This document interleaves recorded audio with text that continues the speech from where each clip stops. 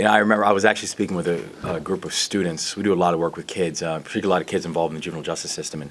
And one of the kids asked me a question. They said, are some choices in life more important than others? And I thought that was a really interesting question. And I thought about it, and my answer to them was, yes, some choices are more important than others.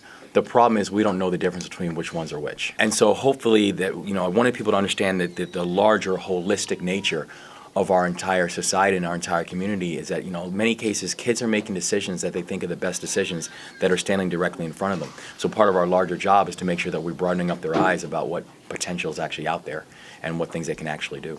I was very happy to see the initiative announced and the initiative kicked off because I think it's important to add this in a larger context. Because this isn't just about how exactly are we helping young boys of color. This is about the fact that when you look at every single ratio, that boys of color are falling behind on educational attainment, on employment attainment, the success and stability of families. And so if we're going to be serious about national advancement, we have to be serious about national advancement in the larger understanding of what national advancement is supposed to mean. And we cannot continue having movement with certain segments of the population repeatedly falling behind. We can never have an honest conversation about the future of our country if only a sliver of the population is part of that conversation.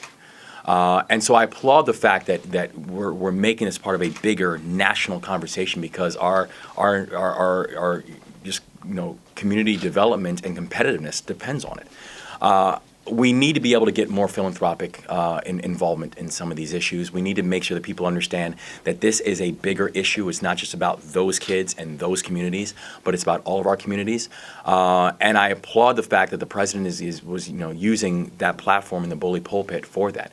I think that we now need to make sure that there's real meat behind what that means. We need to make sure that there's measurable evidence that things are getting better.